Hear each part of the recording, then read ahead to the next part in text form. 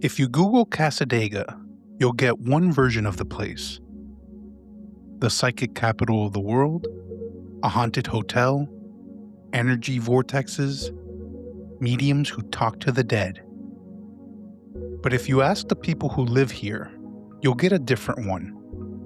Just a normal small town where someone's late on their electric bill, another person's arguing with the county about zoning, and the couple up the street are annoyed because tourists keep parking in front of their driveway. And someone else is unlocking their front door, hanging a hand-painted sign, and getting ready for their first reading of the day. Because Cassadaga isn't one thing, it's two. There's Cassadaga, the town, and then there's the camp. They share a name, they share a history, they share a few streets and a whole bunch of assumptions. But they are not the same thing. One is an unincorporated community in Volusia County, complete with public roads, private homes, and neighbors who may or may not believe in anything supernatural at all. While the other is a religious organization, a private association, a spiritual community with bylaws, certification standards, and rules about who gets to call themselves a medium. And if you don't understand that difference, then you don't understand Cassadaga.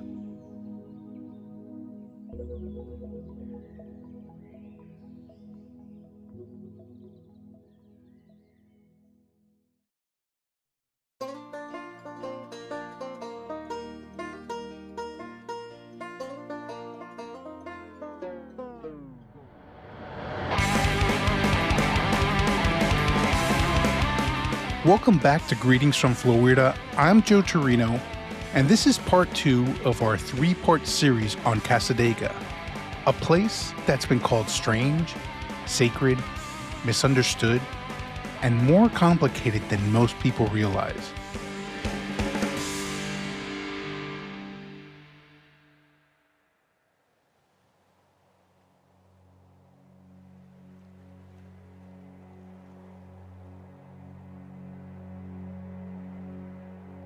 In part 1, we talk about belief, where spiritualism came from, why it mattered, and why, in a country shaped by loss, the idea that the dead were still close felt less like fantasy and more like survival. But belief doesn't exist in a vacuum. It needs land, it needs structure, and it needs people willing to wake up, pay bills, argue over parking, and keep showing up long after the headlines fade. And that's what this episode is about. It's not about legends, not whispers, not the things people Google before they visit. This is about how Cassadaga actually works, who built it, who governs it, who lives here, and who doesn't. Because Cassadaga isn't just an idea. It's a place with boundaries, rules, tensions, and compromises. And it didn't come together overnight. It came together because one man followed guidance that didn't promise fame, didn't guarantee success, and didn't even fully explain itself. He didn't set out to create a tourist destination. What he wanted was quieter than that. A place where spiritualists could gather, train, practice, and live without constantly defending what they believed. Everything that followed, the camp, the town, the friction, the fascination, grew out of that original intention. So in this episode, we're grounding ourselves. We're walking the streets, learning the rules, meeting the people, and pulling apart the thing that most visitors never quite understand. Where Cassadaga ends, and where the camp begins.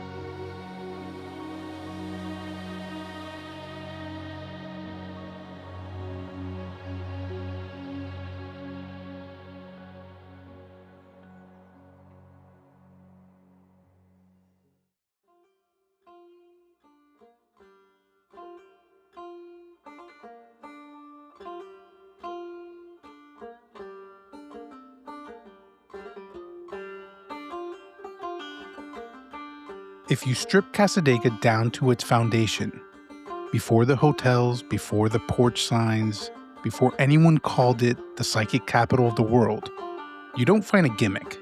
You find one person, George P. Colby. And I want to say this right up front, because it matters for how we hear his story. George Colby wasn't trying to invent a tourist town. He wasn't trying to start a trend. He wasn't even trying to prove anything to the world. He was trying to build a refuge, a place shaped around a belief that had already taken hold across America. A belief that said, the dead are not gone, and the living are not crazy for wanting to reach them. Colby was born in New York in 1848, the same year the Fox sisters' story in Hydesville lit the match that became modern spiritualism. So his entire lifetime runs parallel to the movement itself. And by the time he was a young man, Colby had a reputation in spiritualist circles that followed him like a shadow. Not because he was flashy, but because people felt like he was accurate. He traveled, he gave readings, and he held seances. And in the language of his time, he was often described as a trance medium, someone who could step aside, quiet the surface mind, and let information come through in a way that felt different than imagination. Whether you hear that as faith, intuition, psychology, or something truly supernatural, the point is that Colby's work was taken seriously by a lot of people.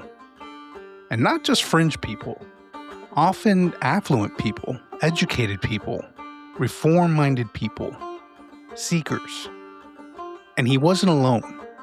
He was moving through a world where spiritualism had already developed its own ecosystem. Lecture halls, newspapers, camp meetings, summer gatherings, places like Lilydale in New York, where spiritualists would come together season after season, not just to experience phenomena, but to live out community, worship, learning, routine, and what they believed was contact. That camp meeting culture is important because it's the blueprint Cassadaga eventually follows. Colby understood that blueprint intimately, and he also understood something else. Spiritualism wasn't just a belief system, it was a method, a way to sit with grief, a way to navigate morality without fear, and a way to believe in continuity. And at the center of that method was mediumship. Not as entertainment, but as a practice, as a discipline, as service. Now, in Colby's own telling, his mediumship wasn't something he stumbled into casually. He believed it was activated. He described an early baptism, freezing lake water, as a moment that thinned what spiritualists called the veil. That phrase can sound poetic now, but to people in Colby's world, the veil wasn't a metaphor. It was a concept, a boundary, a thin separation between states of being, the living and what continued after. And the belief wasn't that you ripped the veil open. It was that you learned to listen through it.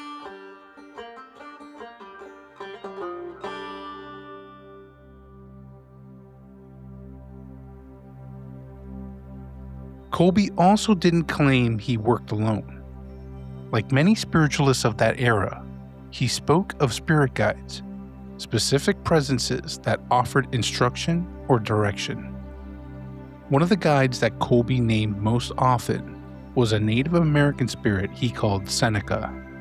And Seneca becomes central to the Cassadaga story because Colby claimed Seneca gave him something more than a comforting message.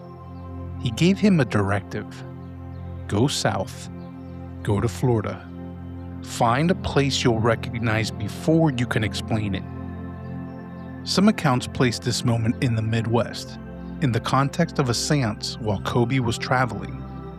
Other versions shift the location slightly. The exact room may be hard to pin down. But the instruction, across the tellings, is remarkably consistent.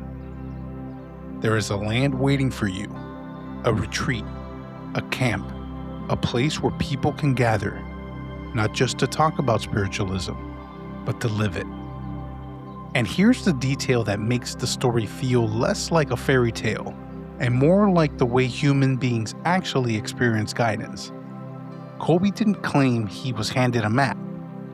He claimed he was shown an image, a sense of place, a mental picture that he carried like a photograph in his chest. So in 1875, Colby and his family headed south. They arrived in Jacksonville by train, then they traveled by boat down the St. Johns River, and eventually they reached a landing near what is now the Blue Springs area, near Orange City. From there, Colby's family traveled on foot through Florida scrub. Dense, sandy, wild, not the Florida you put on brochures. And he claimed that when he reached a certain point, something in him clicked. This is it. Not because a sign was waiting, not because a voice thundered from the sky, but because it matched what he had been shown. A quiet recognition, a pin in the map, but not on paper, inside the mind. And on that land, Colby established a homestead, where he worked the land, where he lived, and as the story goes, visitors began arriving, first slowly, then steadily. People who had heard of him through the spiritualist networks back north. Many of them had ties to New York spiritualism, places like Cassadaga, New York, and Lilydale. And the name Cassadaga begins to migrate south, like a seed carried by the same wind. But here's the other important detail. It didn't become the camp overnight. Colby arrived in Florida in 1875, but the formal organization people recognize today came later, almost 2 decades later. Because it takes time for a dream to become infrastructure. It takes time for a belief to become bylaws. In December of 1894, the charter was granted for the Southern Cassadaga Spiritualist Camp Meeting Association. And in early January of 1895, Colby signed a warranty deed to the association. Land set aside not just for his family, not just for private use, but for an organized community. A camp meeting in the historical religious sense. Seasonal gatherings, formal leadership, structured residency. A place where spiritual practice wasn't improvised. It was maintained. And what's fascinating is who came in those early days. By many accounts, the earliest visitors weren't thrill seekers. They were affluent, educated, and serious about the philosophy of spiritualism. Which makes sense, because if you're going to build a camp, not a weekend event, but a sustained community, you need people who believe enough to invest. Time, money, reputation, and eventually, that camp expanded. Acres added, structures built, a community growing into something stable enough to last beyond the founder himself. Colby didn't live to see everything Cassadaga would become, but he did something more difficult than building a legend. He helped build a framework, and that's why Cassadaga endured. Not because it stayed untouched, but because it was organized from the start. Because it was never just a vibe. It was a community with intention. So if part 1 was about the movement, the beliefs that made this possible, part 2 is about what happens when belief tries to live somewhere. On real land, with real neighbors, with rules, with leadership, with the complicated question of who gets to define what a place is. And that's where we go next. Because the most misunderstood thing about Cassadaga is the camp.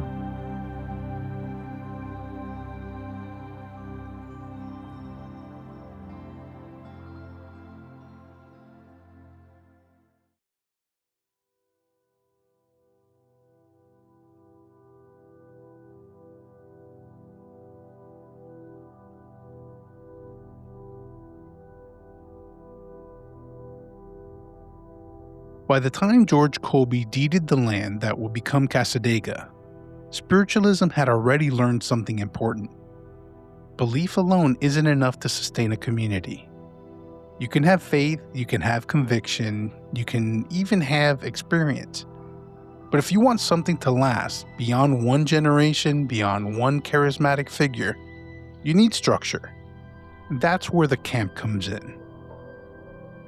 In December of 1894, nearly 20 years after Colby first arrived in Florida, the Southern Cassadaga Spiritualist Camp Meeting Association was formally chartered. And that timing matters, because this wasn't a rush, it wasn't a land grab, and it wasn't a sudden revelation followed by chaos. It was a measured decision made by people who had seen other spiritualist communities succeed and fail. Many of the founders came from the Northeast, especially from New York, and from a sister community that still exists today, Lilydale. They understood the camp meeting model. They knew what worked, they knew what didn't, and they knew that if Cassadaga was going to survive Florida heat, Florida skepticism, and Florida time, it needed rules. Not rigid ones, but clear ones. On January 3, 1895, George Colby signed a warranty deed transferring land to the association. This land was no longer just a homestead.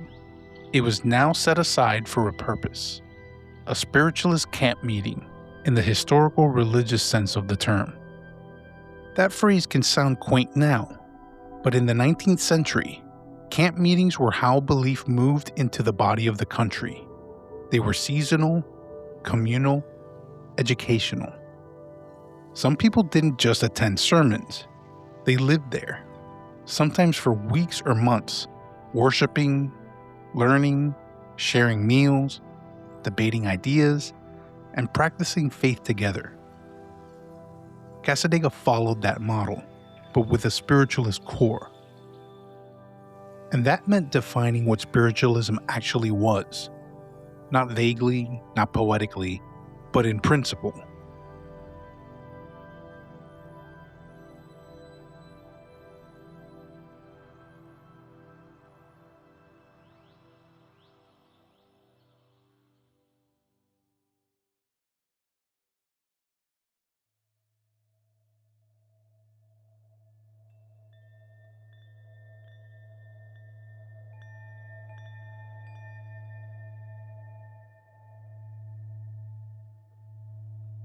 Spiritualism has often been misunderstood as loosely unstructured or purely intuitive.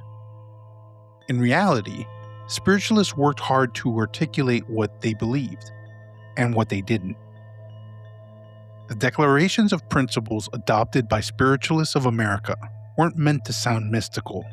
They were meant to sound clear. They began with this idea that there is an infinite intelligence, not a distant God, not a punishing authority, but a creative intelligence present everywhere and in everything. They believed that both physical and spiritual phenomena were expressions of that intelligence, that understanding those expressions and living in harmony with them constituted true religion. And here's where spiritualism diverged sharply from much of mainstream Christianity at the time. Spiritualists affirm that personal identity continues after death, that communication with those who have passed is not fantasy, but a fact demonstrated through mediumship, and that moral responsibility doesn't end when life does. There is no eternal damnation in this worldview, no locked door. The doorway to growth and reformation, spiritualists believed, is never closed, here or hereafter. At the center of this belief system was the Golden Rule. Not fear, not obedience, but ethics rooted in empathy. Whatsoever ye would that others should do unto you, do ye also unto them. That was the moral spine of the movement, and it shaped how the camp operated, because Cassadaga was not founded as a free-for-all. It was not a place where anyone could claim authority without accountability. Mediums and healers within the camp were, and still are, tested, trained, and certified by the association. That distinction is crucial because over time, businesses sprang up around the perimeter of the camp. Metaphysical shops, readers, healers, spiritual entrepreneurs. Some were aligned with spiritualism, some were adjacent to them, and some simply recognized an opportunity. But the camp itself remained separate, private, organized, and intentional. The camp governed its own land, approximately 57 acres, with about 80 residences. Residents didn't just live there. They committed to living within a spiritualist community, a place where belief wasn't something you performed on weekends. It was something you practiced daily. And this is where a lot of the confusion starts, because there's Cassadaga, the unincorporated town, and then there's the camp, the spiritualist organization. They share a name, they share geography, they share history, but they are not the same thing. The town of Cassadaga is an unincorporated community in Volusia County. It has public roads, county services, private homes, and residents who may or may not have anything to do with spiritualism at all. The camp, formerly known as the Southern Cassadaga Spiritualist Camp Meeting Association, is a private religious organization. It owns land, it sets rules, it certifies mediums and healers, and it governs itself. The camp occupies roughly 57 acres within the larger Cassadaga area. 2 white pillars at the top of Stevens Street mark the most visible entrance. Cross that line and you are no longer just in a town, you're in a religious community. To an outsider, the distinction isn't obvious. There are no fences, no guards, no admission fee, just cottages, sidewalks, and signs advertising readings. So people assume everything they see is Cassadaga, and it isn't. Residency inside the camp is not ownership. It's a long-term lease from the association. Residents agree to abide by camp guidelines, which include behavioral expectations, professional ethics, and participation in the broader community. Mediums and healers who work within the camp must be certified. And certification isn't symbolic. It requires years of training, typically 4 to 6, including coursework, mentorship, public demonstrations, and evaluation by senior practitioners. Not everyone who applies is approved. Not everyone who starts finishes. The camp takes this seriously. Because for spiritualists, mediumship is not entertainment. It is service. That's why the camp draws a firm line between itself and businesses operating outside its boundaries. Just beyond the camp's perimeter, you'll find tarot readers, palmists, crystal shops, and metaphysical stores. Many are owned by people who respect the camp. Some are run by people who don't. But none of them are governed by the association, and that matters. Inside the camp, practitioners do not use tarot cards or crystals in readings. Mediumship is mental, intuitive, evidential, and personal. Tools are considered distractions, not enhancements. Outside the camp, anything goes. That contrast fuels tension. Some camp members worry that the broader Cassadaga brand has been diluted, that spiritualism is being confused with fortune-telling or novelty. Others accept the reality that tourism keeps the area alive. This push and pull has existed for decades. It's not new. It's structural. And it explains why Cassadaga sometimes feels like 2 places occupying the same map. One governed by belief, one governed by curiosity. One built on quiet discipline, one built on exploration. Neither is inherently wrong, but they are not interchangeable. This division also explains why locals sometimes bristle at how Cassadaga is portrayed. When television crews arrive looking for ghosts, when headlines reduce the community to punchlines, when visitors expect spectacle, they're missing the point. The camp does not exist to convince anyone. It exists to practice something its residents believe to be real, whether the rest of the world agrees or not. And that insistence on internal consistency is what has allowed Cassadaga to survive. Not without conflict, not without criticism, but with continuity. Because unlike many spiritual movements that fractured or faded, the camp held its boundaries, literally and philosophically. That boundary keeping didn't make Cassadaga popular, it made it durable. So when people ask whether Cassadaga is real, they're asking the wrong question.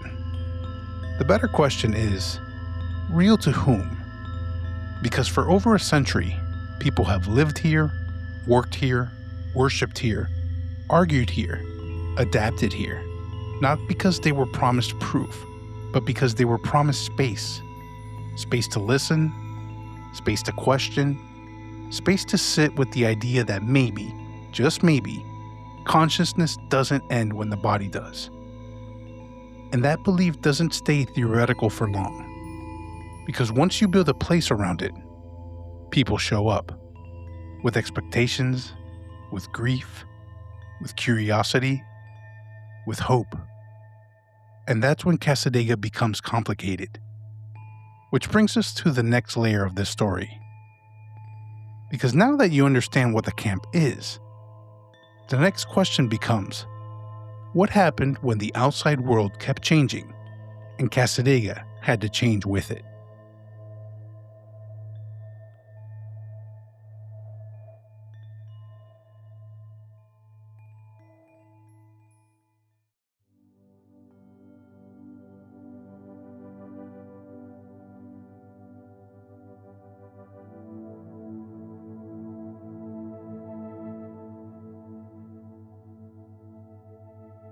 Cassadaga didn't arrive fully formed.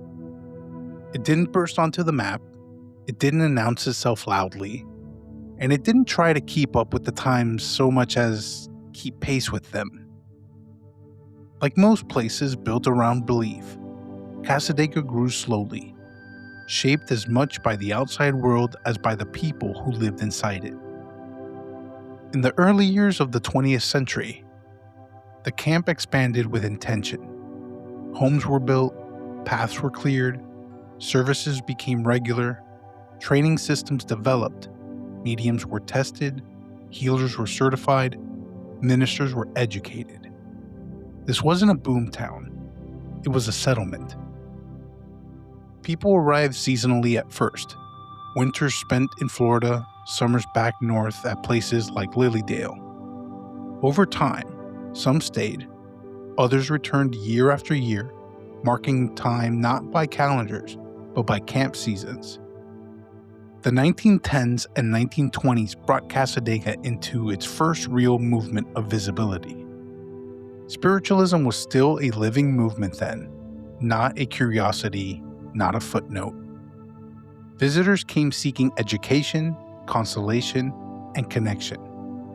And as word spread, the camp needed a way to receive them. So in 1922, Cassadaga built its most recognizable structure, the hotel. For the first time, Cassadaga had a front door. The Cassadaga Hotel stood just outside the camp's core, offering lodging to visitors who came for readings, services, or simple curiosity. It wasn't built as a haunted attraction. It was built as infrastructure, a place to sleep, eat, and stay while engaging with the community. The 1920s were Cassadaga's busiest years. Lectures filled halls, services drew crowds, mediums worked constantly. And for a brief moment, it may have felt like the camp had found its permanent rhythm. But then came the crash. The Great Depression didn't spare belief-based communities, and Cassadaga was no exception. Attendance dropped, money dried up, and hard decisions had to be made. To keep the camp solvent, leaders sold the hotel. It was a pragmatic move, not a spiritual one, but it changed Cassadaga forever. From that point on, the hotel became a separate entity, privately owned, independently operated, adjacent but not governed by the camp. And that single decision planted the seeds for much of the confusion that still surrounds Cassadaga today. After the Depression, Cassadaga didn't disappear, but it did quiet down. Mid-century America was less patient with spiritualism. Scientific optimism, new religious movements, and changing social norms pushed the movement further to the margins. Cassadaga endured, but without spectacle. Mediums continued their work, services continued, training continued. The camp aged, gracefully, if slowly. By the 1960s and 70s, something unexpected happened. The counterculture arrived. Young people searching for meaning, disillusioned with institutions, but hungry for experience, began drifting towards places like Cassadaga. Not always as spiritualists, sometimes just as seekers. Meditation, energy work, Eastern philosophies, new ways of thinking about consciousness. Cassadaga didn't fully adopt these movements, but it didn't reject them either. It absorbed what aligned, it ignored what didn't, and importantly, none of those movements changed how the camp defined mediumship, certification, or ethical standards. That pattern would repeat itself again and again. The New Age boom of the 1980s and 90s brought fresh attention and fresh misunderstandings. Suddenly, Cassadaga was being lumped in with crystals, tarot decks, aura photography, and every metaphysical trend passing through Florida. Some of that happened around the camp, but not inside it. And the camp drew its lines carefully. Mental mediumship remained the standard. Certification remained required. Ethical guidelines remained in place. Cassadaga didn't modernize by reinventing itself. It modernized by holding steady. In 1992, that persistence was formally recognized. The Cassadaga Spiritualist Camp was designated a historic district and added to the National Register of Historic Places. The recognition wasn't for mysticism, it was for continuity. More than 60 historic buildings, over a century of uninterrupted religious practice, the oldest continuously active spiritualist community in the southeastern United States. Cassadaga was no longer just a belief-based enclave. It was American religious history. And still, it remains small. Still unincorporated, still quiet, still not especially interested in explaining itself. Which may be why, today, Cassadaga feels slightly out of time. Golf carts pass century-old cottages, visitors wander tree-lined streets while residents tend gardens, readings are booked in modest homes with hand-painted signs, services continue on Sundays, just as they have for generations. Every era tried to redefine Cassadaga, but none replaced it. And that persistence is the reason the place feels the way it does now. Not frozen, not flashy, not fading, just present. Which brings us to the most misunderstood part of Cassadaga today: the people who actually live here.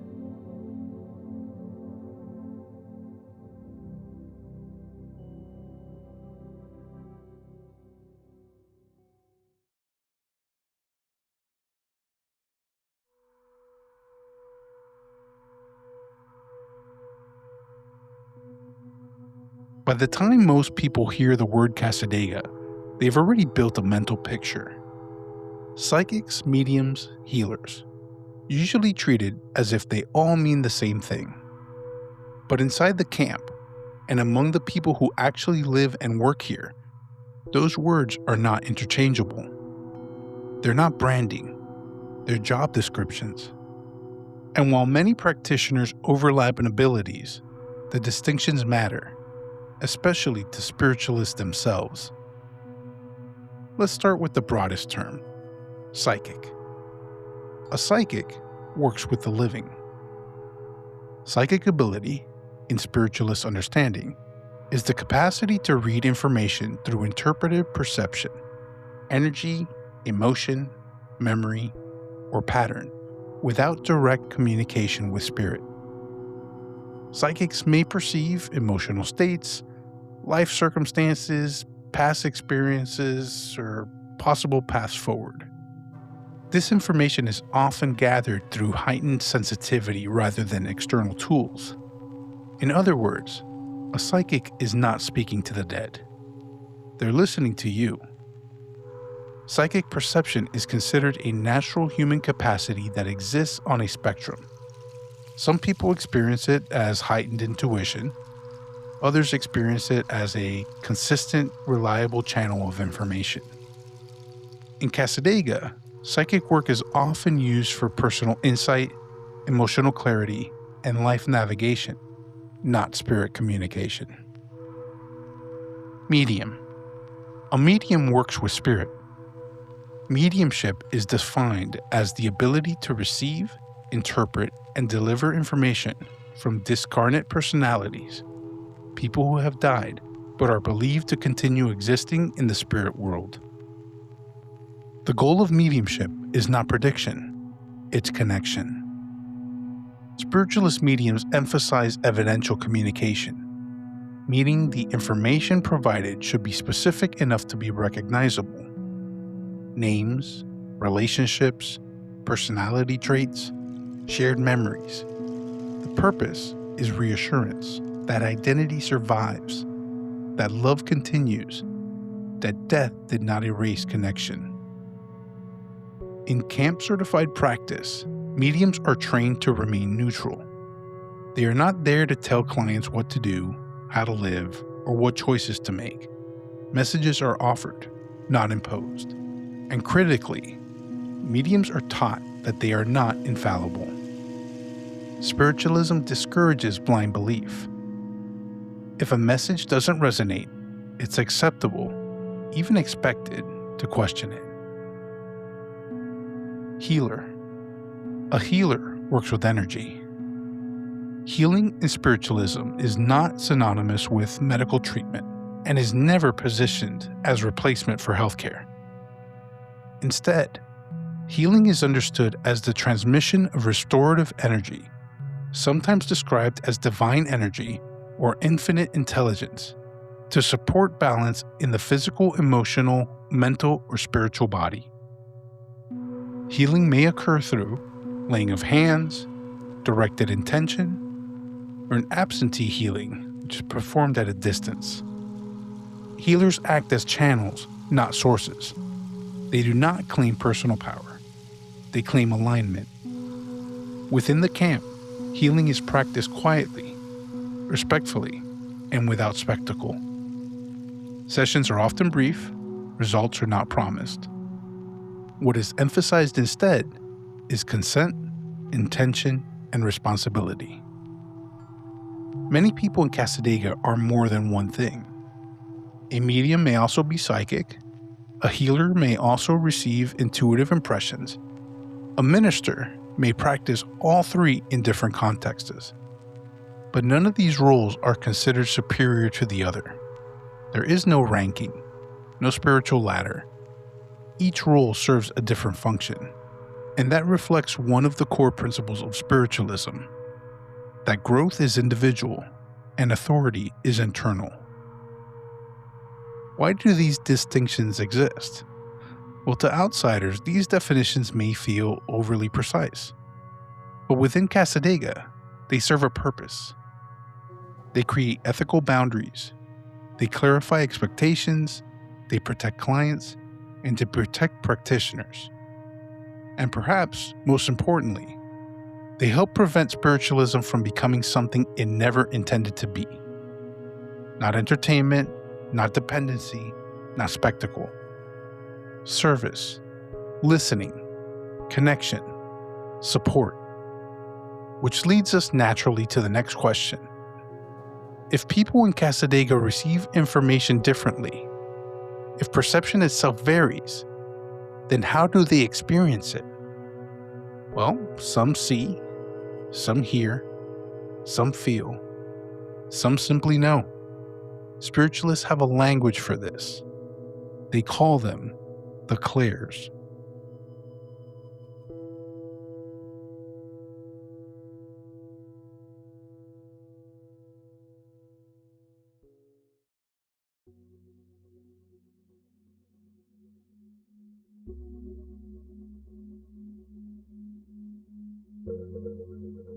If you spend enough time in Cassadaga, one thing becomes very clear very quickly. No two people experience it the same way. Some describe vivid images, some talk about sounds or words, others struggle to explain it all, saying only that they know something without knowing how they know it. Within spiritualism, these different ways of perceiving information are called the clairs, short for clairvoyance, clear seeing. The term clair is used as a kind of shorthand for intuitive perception, and despite how pop culture treats them, the clairs are not superpowers. They're sensory languages, ways the mind translates information that doesn't arrive through the traditional five senses. Clairvoyance is perhaps the most widely recognized of the clairs. This is the ability to receive information through visual imagery, but it rarely looks like a movie playing in someone's head. Most clairvoyant impressions are subtle, flashes of images, symbols, colors, scenes that appear briefly and then fade. These images may represent memories, emotions, or personalities rather than literal events. A medium might see a pair of work boots, or a kitchen table, or a lake at sunrise. The meaning isn't always obvious at first. Interpretation matters. Clairvoyance is about perception, not certainty. Clairaudience refers to receiving information through sound. This doesn't usually mean hearing a voice in the room.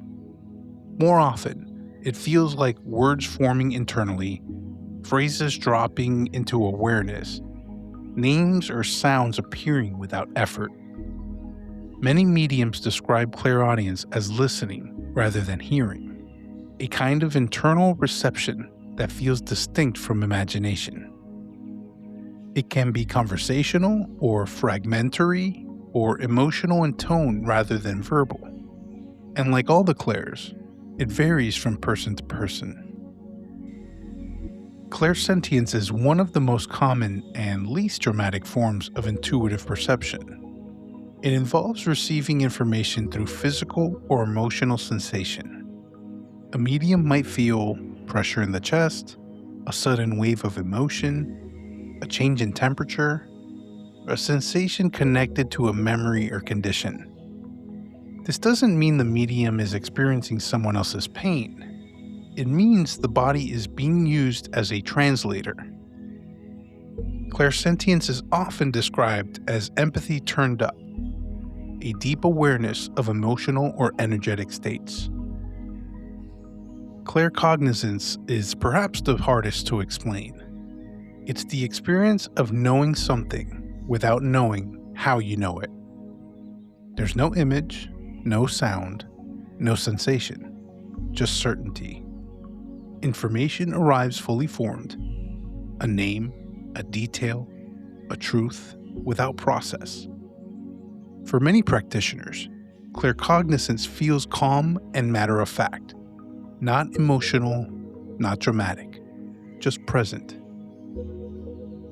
Clairalience involves receiving information through scent, a sudden smell of cigarette smoke, perfume, fresh bread, motor oil. These scents aren't physically present. They're memory triggers. And because smell is so closely tied to emotion and identity, clairalience can be one of the most powerful ways information arrives. Clairgustance is the rarest of the clairs. It involves tasting something without consuming it. A medium might suddenly taste mint, alcohol, metal, or sugar. Like clairalience, this is often connected to memory or habit. a grandfather who always carried peppermints, a loved one known for their cooking, a distinctive flavor associated with a personality. These clairs are not taught as skills to acquire. They are identified as capacities to understand. Training in Cassadaga doesn't focus on opening abilities. It focuses on discernment. Learning the difference between the imagination and perception, between emotion and information, between desire and message. That's why reading here can feel very different depending on who you see. One medium may describe images, another may speak emotionally, another may deliver facts with almost no context. None of these are more valid than the others. They're just different languages describing the same idea. That information doesn't always arrive the way we expect, and that listening isn't just something we do with our ears, which is why no two people experience Cassadaga the same way. Not because the place changes, but because perception does. Everyone here is listening in a different language, and once you understand that, the next thing that becomes impossible to ignore is this. The people who live here are not abstractions. They're not archetypes. They're not mystical characters in somebody else's story. They're neighbors, families, retirees, artists, practitioners, people who chose to build a life around something most of the world still doesn't fully understand. And that's where Cassadaga becomes real in a different way. Not as a belief system, but as a place people actually live.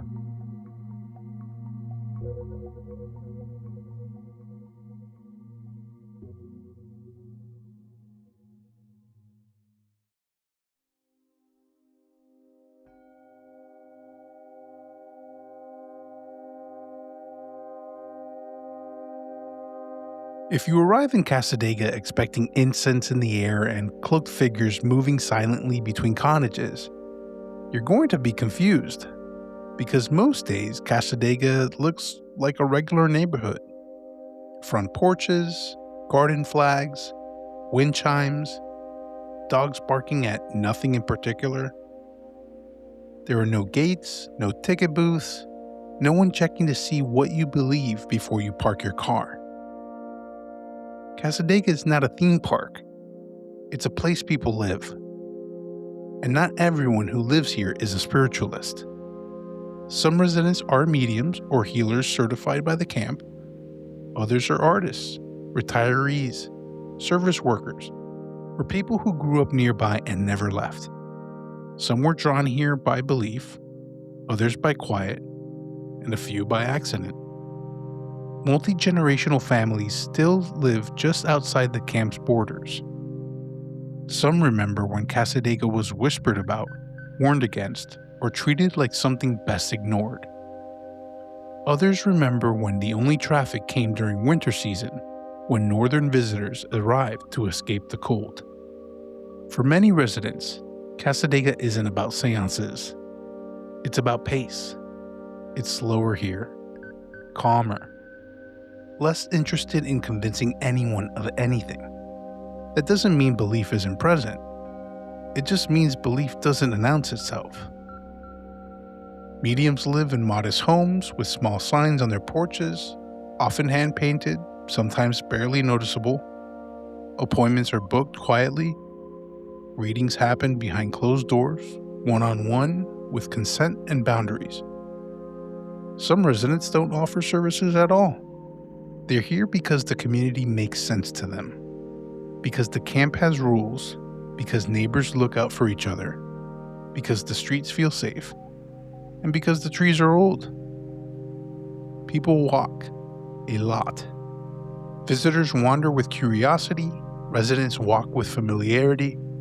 That difference is noticeable, but not tense. Most locals don't mind visitors. They mind assumptions.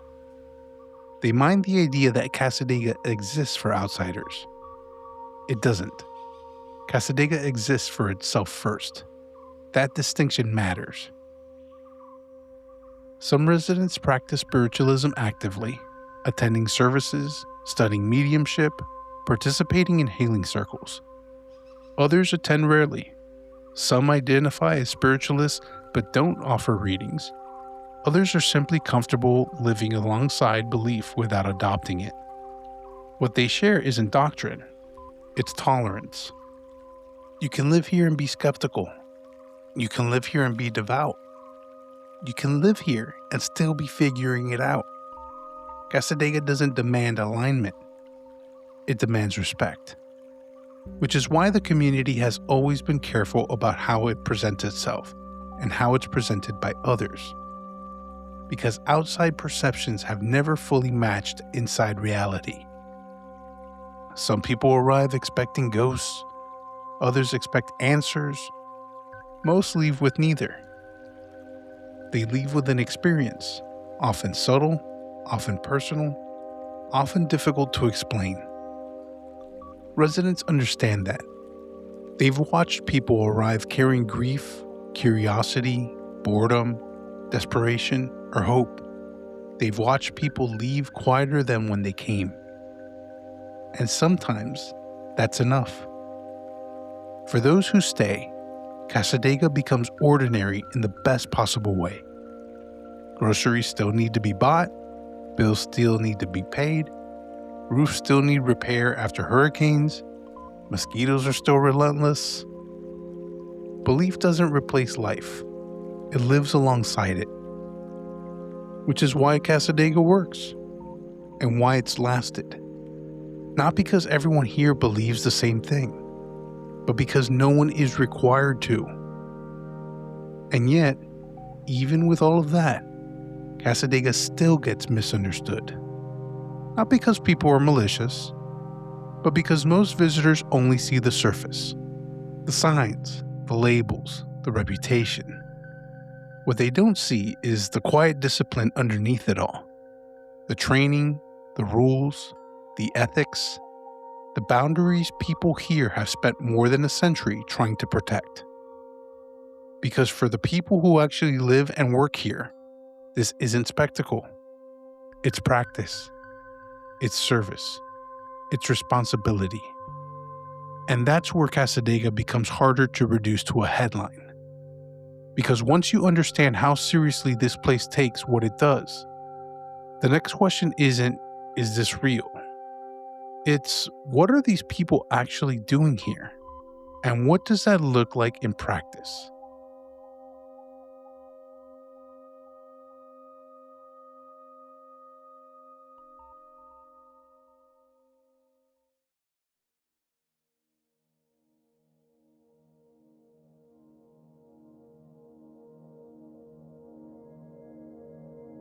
By the time most people arrive in Cassadaga, they already carry an expectation.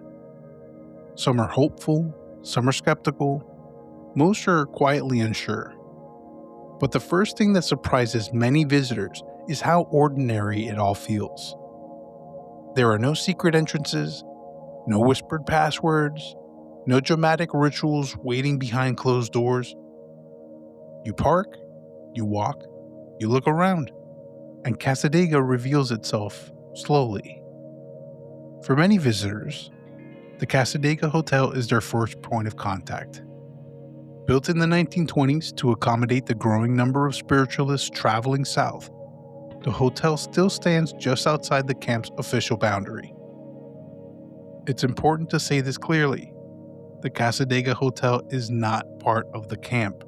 It's privately owned, it operates independently, and it blends history, hospitality, and curiosity in equal measure.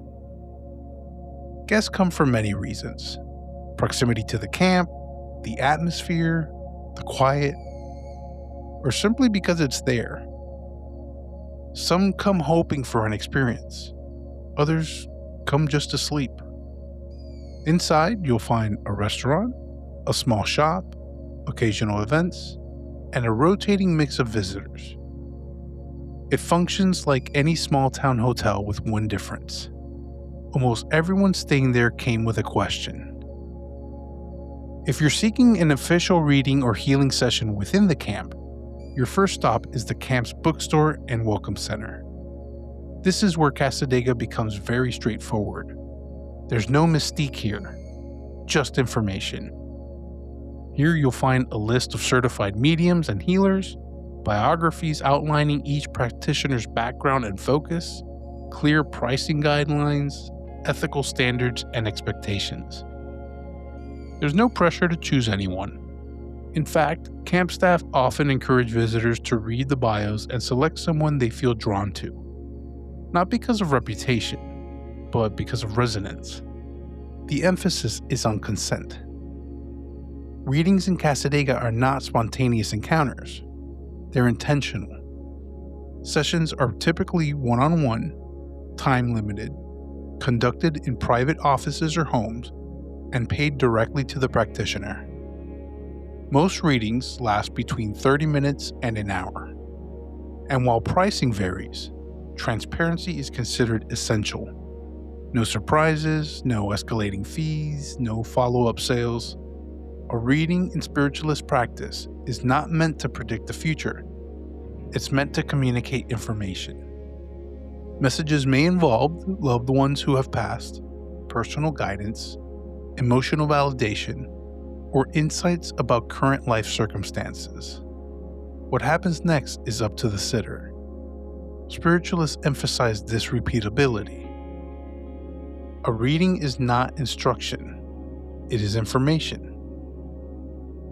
Healing sessions are different. They are quiet, often nonverbal, and focused on balance rather than diagnosis. Healers in Cassadaga view themselves not as fixers, but as channels. The work may involve light touch, hands held just above the body, prayer or intention, or silence. Some sessions are conducted in person, others are done as absentee healing, where the recipient is not physically present. Importantly, spiritualist healing does not claim to replace medical care.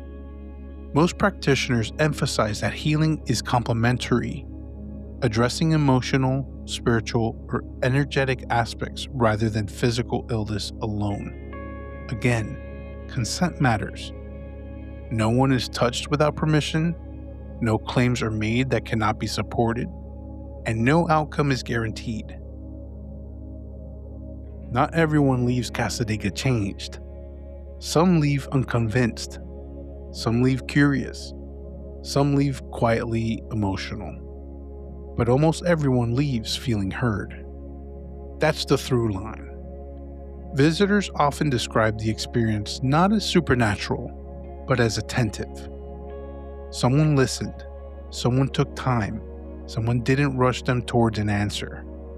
And in a world that rarely slows down enough to do that, the experience can feel profound, even without belief. Cassadaga has survived as long as it has because it draws a clear line between belief and performance, between curiosity and exploitation, between listening and selling. That's why certification matters, why training takes years, why the camp insists on structure. Not to control belief, but to protect it. And still, despite all this care, Cassadaga remains controversial. Not everyone agrees with what happens here. Not everyone feels comfortable with it. And not everyone wants it to exist at all. Which brings us to the friction, the critics, the conflicts, and the reason Cassadaga has had to defend itself again and again.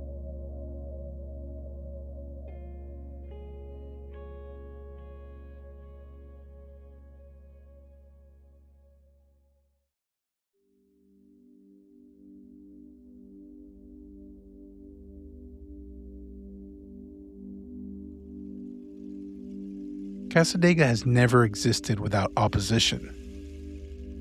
From the moment spiritualism entered the American conversation, it was challenged. Not quietly, but loudly, publicly, and often aggressively. And Cassadaga, by choosing to remain visible, became a focal point for that tension. The most common criticism has always been the simplest. It's fake. From the late 19th century onward, skeptics accused spiritualists of exploiting grief. Newspapers ran exposés, magicians demonstrated how seances could be faked, investigative committees documented fraud among some mediums. And they weren't wrong. Fraud existed. Some practitioners used sleight of hand, some staged phenomena, some took advantage of desperation. Those revelations damaged the movement and nearly destroyed it. But what's often left out of the story is this. Spiritualists were among the first to call for accountability. Rather than retreat, organized spiritualism responded by tightening standards, training mediums, and publicly denouncing deception. Certification systems weren't introduced to create authority. They were introduced to restore trust. Cassadaga's leadership leaned into that approach. If a medium couldn't demonstrate consistent ability under supervision, they weren't approved. If ethical guidelines were violated, privileges were revoked. And if public confidence was shaken, the camp adjusted. The response wasn't denial, it was adaptation. Religious criticism came quickly and harshly. Many Christian leaders equated mediumship with witchcraft, demonic influence, or hearsay. Sermons warned congregations to stay away. Cassadaga was described as dangerous, corrupting, or spiritually deceptive. These fears weren't abstract. Some locals refused to enter the town. Others spoke of curses, possession, or moral decay. The irony is that spiritualists never rejected Christianity outright. Many believed in God, many read the Bible, many saw mediumship as a continuation, not a contradiction, of prophecy and healing traditions found in Scripture. But that nuance rarely mattered. Mediumship crossed a line that traditional theology wouldn't tolerate. It challenged exclusive authority over the afterlife, and that made it threatening. Cassadaga's relationship with its neighbors has always been complicated. To some, it's just another Florida oddity. To others, it's an embarrassment. To a few, it's a quiet place they've learned to accept. Zoning disputes have surfaced, permits have been challenged, rumors have circulated, and yet, over time, something softened. Cassadaga didn't grow. It didn't expand aggressively. It didn't push its belief outward. It stayed. And familiarity, even without agreement, bred coexistence. Then came the labels. Psychic capital of the world, Florida's weirdest town, where Mayberry meets the Twilight Zone. Catchy phrases, easy headlines, but flattening. Media coverage often focused on spectacle. Halloween events, ghost stories, haunted hotels, tarot cards, and crystal shops. What was lost was context. That the camp itself maintains distance from commercial psychics.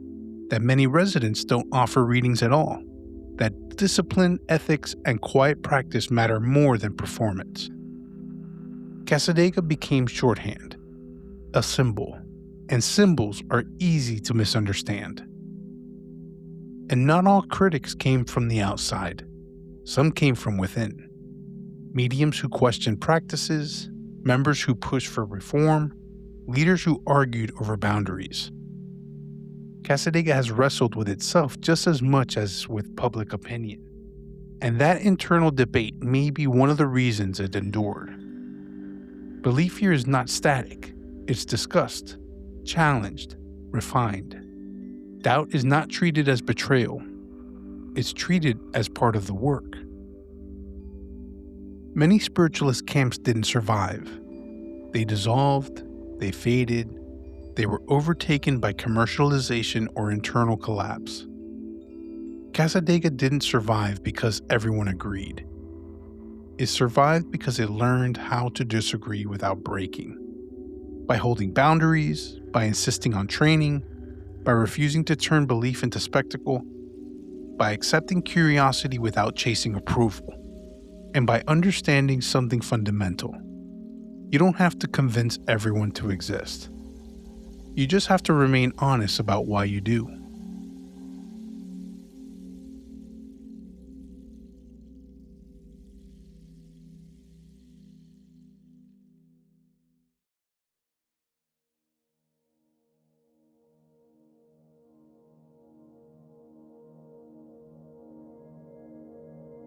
Cassadaga is not a place for proof. It never claimed to be. It's a place for experience, and experience, by its nature, resists consensus. Some leave believing more deeply, some leave unconvinced, some leave simply calmer than when they arrived. But the town doesn't chase validation. It listens. And that listening, quiet, patient, unresolved, is what continues to draw people back. But here's the thing. So far in this series, we've talked about the history, the structure, the rules, the ethics, the boundaries, the philosophy. We've talked about what Cassadaga is on paper, what it claims to be, what it refuses to be, and why it survived as long as it has. But none of that tells you what it actually feels like to be there. None of that tells you what happens when you stop analyzing the place and start walking through it. When you sit in the hotel lobby, when you wander the camp streets, when you sit for a reading, when you feel something you didn't expect to feel, when something happens that you can't quite explain. Because Cassadaga doesn't really reveal itself in definitions. It reveals itself in moments, and those moments don't care what you believe. They don't care if you're skeptical, they don't care if you're hopeful, they don't care if you're just passing through out of curiosity. They just happen. And sometimes, they change how you think about things you didn't expect to question at all. So in part 3, we're stepping away from doctrine and into experience. I'm bringing on 2 guests who were there with me, and together, we're going to tell you what we experienced when we visited Cassadaga, and about a few nearby spots tied to the story that don't make it into the brochure. No theories, no verdicts, just what we saw, what we felt, and what we still don't have clear answers for. Because if Cassadaga is a place for experience, then it's time to talk about ours.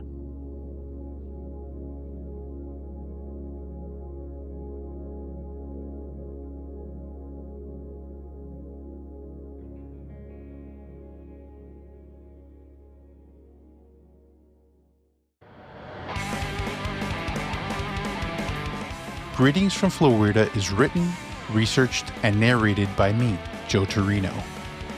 Sound design and production by yours truly, with original theme music by Modern Mimes. You can find more stories, photos, and episode extras at @FloridaPod on Instagram, and visit FloridaPod.com for links to listen on any platform, plus the official merch store. And if you like what you hear, share the show, leave a review, or tell a friend who loves a little weird with their history. And as always, stay weird, Florida. We'll see you next time.